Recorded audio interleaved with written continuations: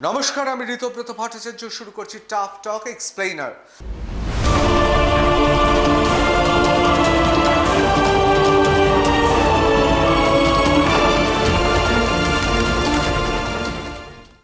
দেখুন, অনেকেই ইতিমধ্যে বলতে শুরু করেছেন, কার্যত ঝড় তুলেছেন মুখ্যমন্ত্রী হিসেবে শুভেন্দু অধিকারী, একজন বিখ্যাত ঐতিহাসিক। তিনি বলতেন যে রাজনৈতিক প্রেক্ষাপট বদলের সঙ্গে সঙ্গে তা যদি প্রতিফলিত হয় সামাজিক ক্ষেত্রে, তাহলে নিঃসন্দেহে তা বৈপ্লবিক পরিবর্তন।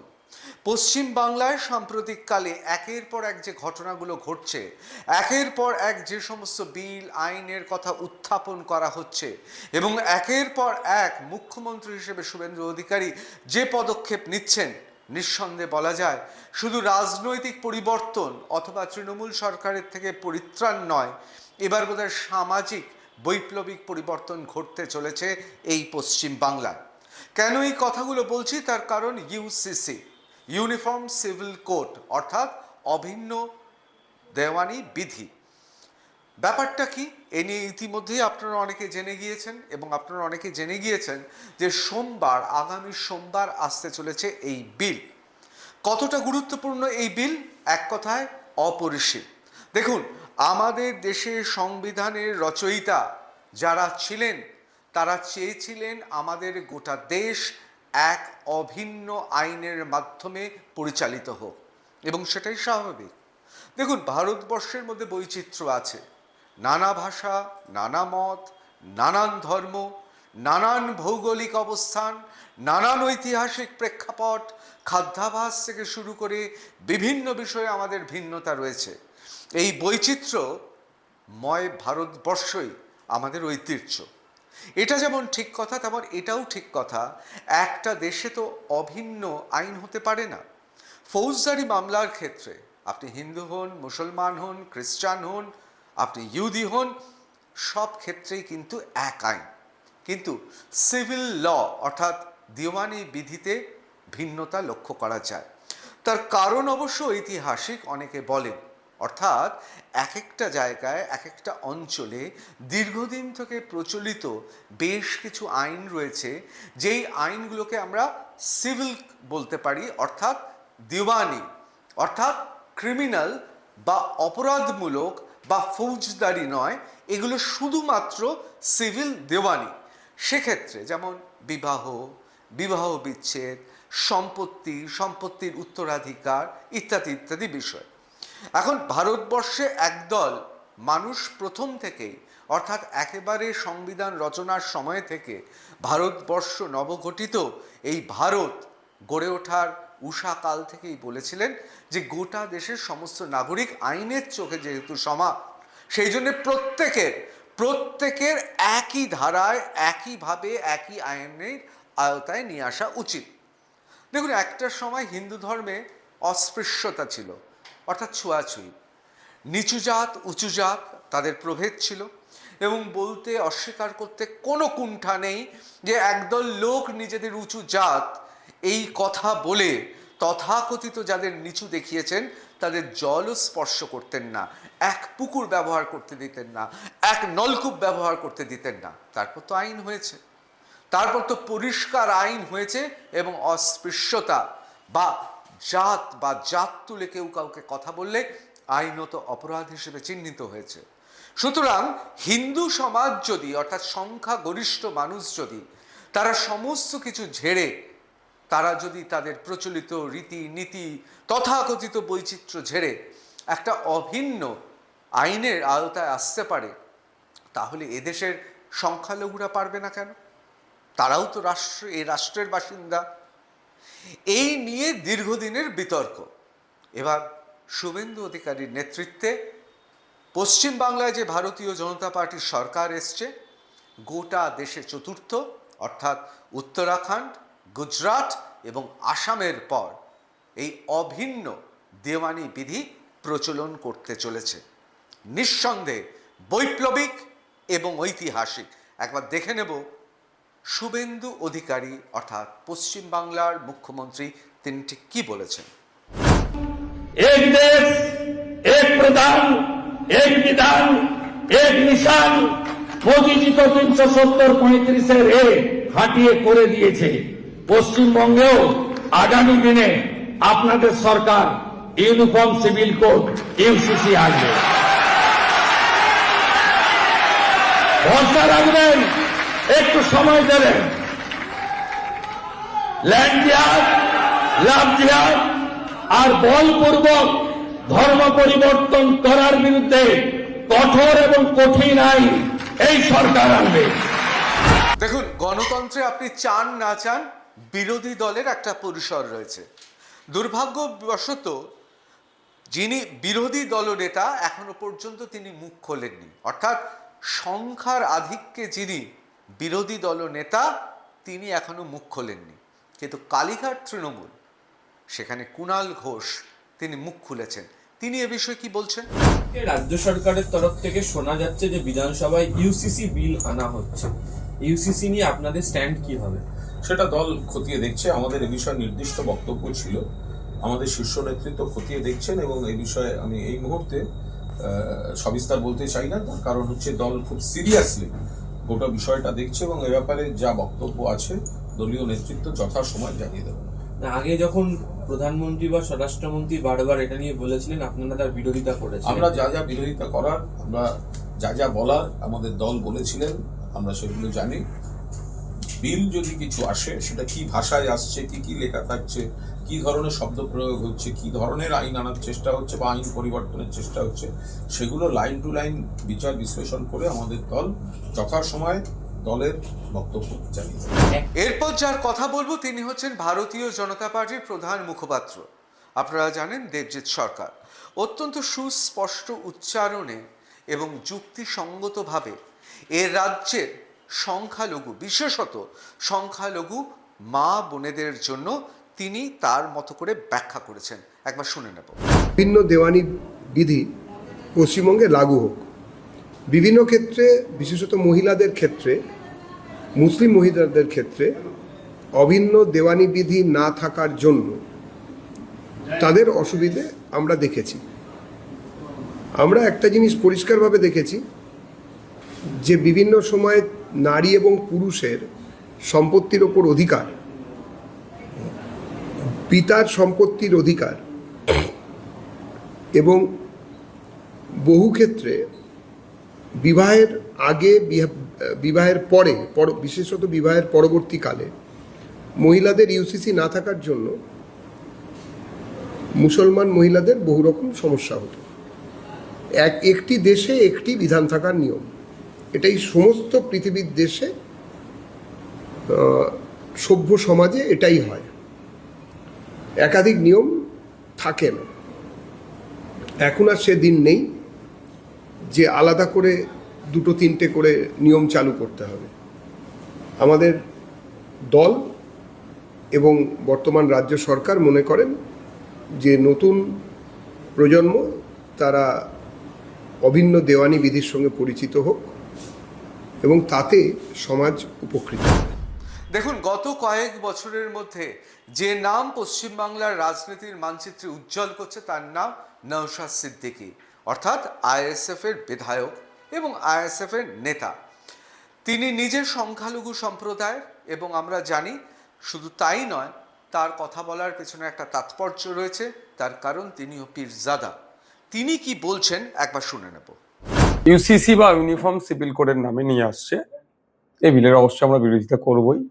কারণ এক দেশ এক আইন স্লোগান যেটা তুললেও এই দেশে ভিন্ন মতের, ভিন্ন জাতের, ভিন্ন বর্ণের, ভিন্ন সমাজের, ভিন্ন ভাষার মানুষ বসবাস করে। এই দেশে এটা মহত্ব, ঐতিহ্য। সারা পৃথিবী জুড়ে যত না ভাষাভাষী আছে আমাদের ভারতবর্ষে দেখতে গেলে কোনো অংশ কম নয়। যে চাপিয়ে দেওয়ার যে সংখ্যাগরিষ্ঠতার সুযোগ নিয়ে, মানে সংখ্যাগরিষ্ঠ গণতন্ত্রের আস্ফলন কোনোভাবেই মেনে নেওয়া যায় না। অবশ্যই আমরা বিরোধিতা করব। কারণ এই ইউনিফর্ম সিভিল কোডের মাধ্যমে যদি নিয়ে আসে তাহলে আর্টিকেল 25, আর্টিকেল 26, আর্টিকেল 29 পর্যন্ত আক্রান্ত হবে। শুধু তাই নয়, বিভিন্ন ধর্মের, বিভিন্ন বর্ণের মানুষের আলাদা যে রিলিজিয়াস যে ধর্মকর্ম করা থেকে শুরু করে ধর্মীয় যে অনুশাসন সেখানে অনেকটাই ব্যাঘাত। ভারতীয় জনতা পার্টির প্রাক্তন এ রাজ্যের সভাপতি এবং অধুনা তিনি রাজ্যসভার সাংসদ, তার নাম রাহুল সিনহা। ব্যারিটন ভয়েসে কথা বলেন, খুব জোরের সঙ্গে কথা বলেন এবং আবেগ এবং তার সঙ্গে সঙ্গে ব্যক্তিত্ব ফুটে ওঠে তার কথায়। তাকে আমি প্রশ্ন করেছিলাম টাফটকে এই ইউসিসি নিয়ে তিনি কি ভাবছেন। কেন বলেছিলাম? তার কারণ প্রথম যখন আমরা সাংবাদিকতায় প্রবেশ করি, আমার সৌভাগ্য হয়েছিল যে ভারতীয় জনতা পার্টির একটি সভায় এই অভিন্ন দেওয়ানি আইন সম্পর্কে তিনি বলেছিলেন বেশ কয়েক দশক আগে। আজকে সেই আইন নিয়ে চর্চা শুরু হয়ে গেছে।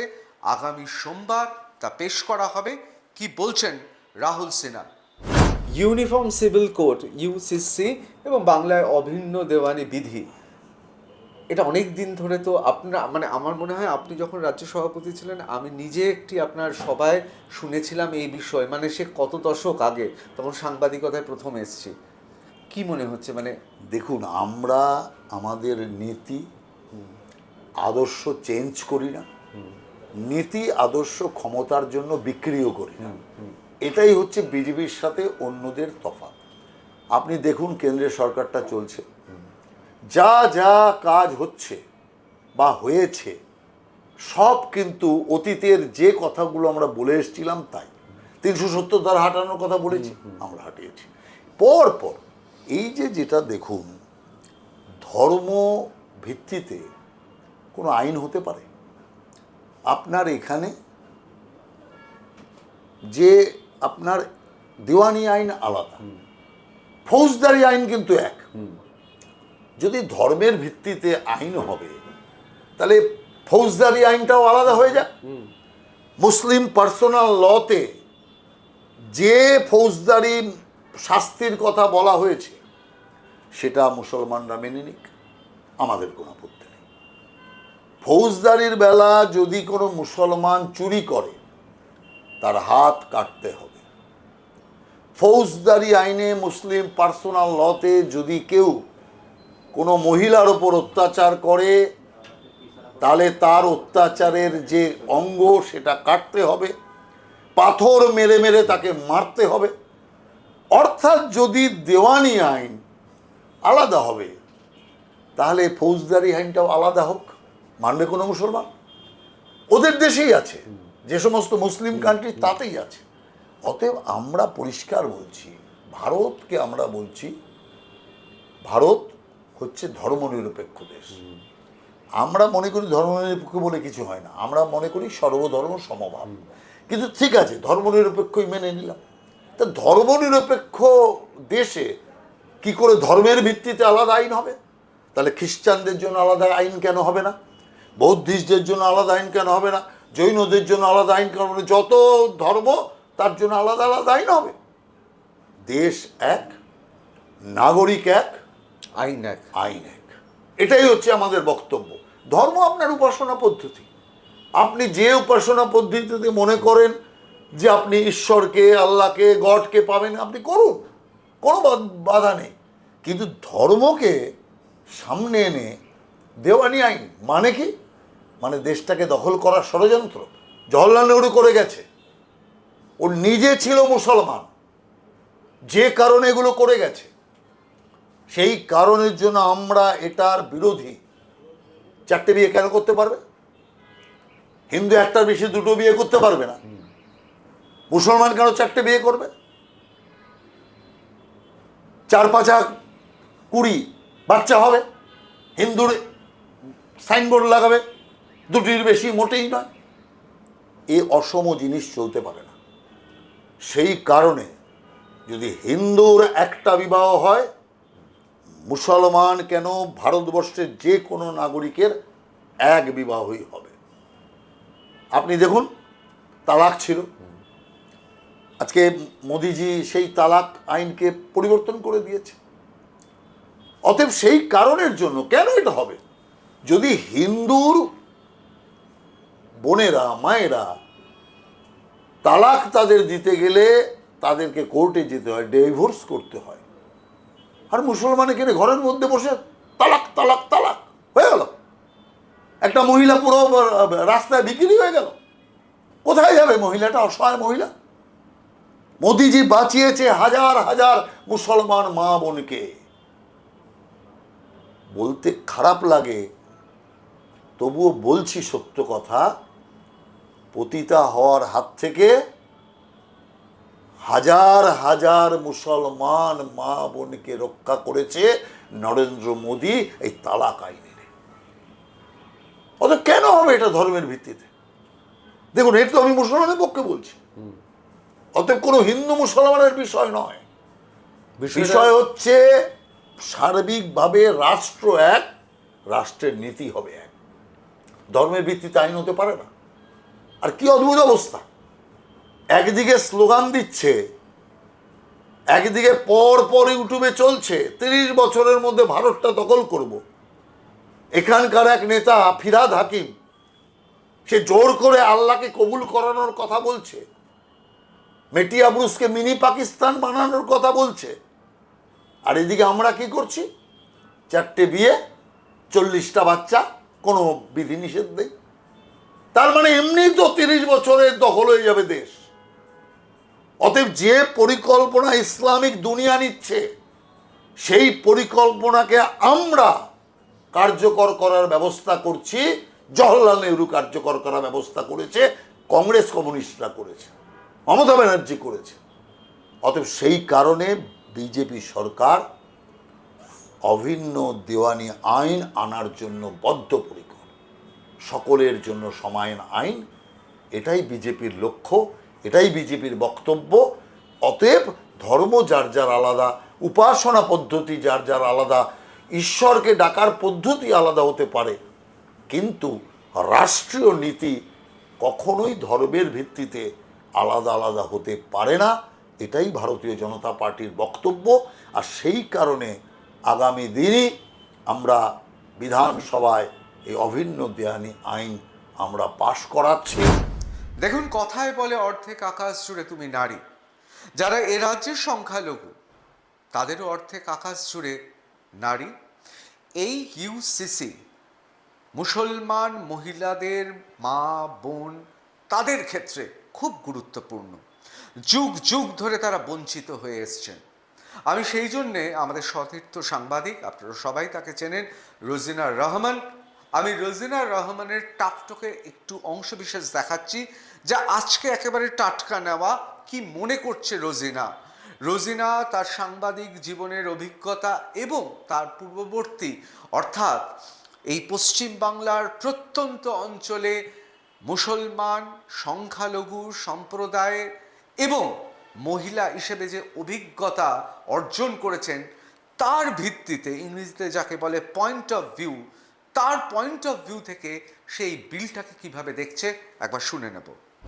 এই যে তুমি ইউসিসি বিল, এটা তো অত্যন্ত জরুরি, পশ্চিমবঙ্গে লাগু হওয়া অত্যন্ত জরুরি। কারণ কেন আমি বলবো, কেউ কারো প্রিয় জিনিস, সেটা ভালোবাসা হতে পারে, সেটা তার স্বামী, তার বিশেষ করে যে সমস্ত সংখ্যালঘু মহিলারা, মুসলিম মহিলারা, সংখ্যালঘু বলতে একটা বিশাল সমাজ, আমি মুসলিমদের কথা বলছি, তারা তাদের স্বামীকে আশ্রয় করেই বেঁচে থাকে, তাদের চাওয়া পাওয়া, তাদের সমস্ত কিছু।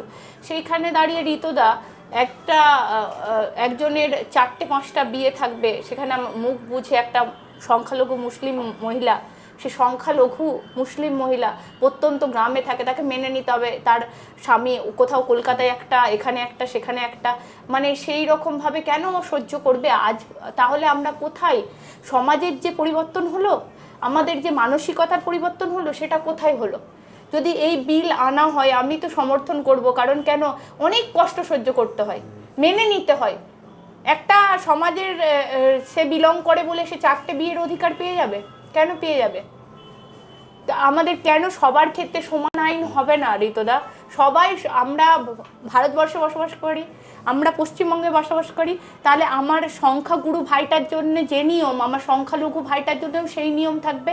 কেন সে সংখ্যালঘু হওয়ার কারণে তার শরীয়ত আইন মতো সে 4-5টা বিয়ের সুযোগ পাবে? কেন পাবে? দেখুন, আমরা ক্ষুদ্র পরিসরে চেষ্টা করেছি বিভিন্ন দৃষ্টিকোণ থেকে ইউসিসি অর্থাৎ ইউনিয়ন সিভিল কোড অভিন্ন দেওয়ানি বিধিকে ব্যাখ্যা করতে। কে কি ভাবছে, আপনাদের সামনে উপস্থাপিত করতে।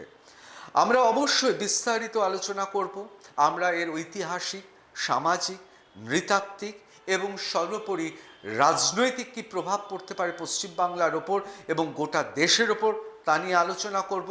এবং সর্বোপরি আপনাদের নিশ্চয়ই মনে আছে, ওয়াকফ বিলকে কেন্দ্র করে পশ্চিমবাংলার বিভিন্ন জায়গায় অশান্ত হয়েছে। এখন সরকার পরিবর্তনের পর সত্যি কি সেই অশান্তির আগুন আবার জ্বলে উঠবে? এসব দিকে তো আমাদের লক্ষ্য থাকবে। আমি আপনাদের কথা দিচ্ছি, টাফ টক এক্সপ্লেইনারে আমি সোমবার সেই বিল বিধানসভায় কি তার অবস্থান, কার কি অবস্থান এবং সেই বিল নিয়ে পুঙ্খানুপুঙ্খ আলোচনা করব। আজকে আমরা শুধুমাত্র চেষ্টা করলাম বিভিন্ন দৃষ্টিকোণ থেকে সেই বিষয়টিকে উত্থাপন করতে। জয় হিন্দ।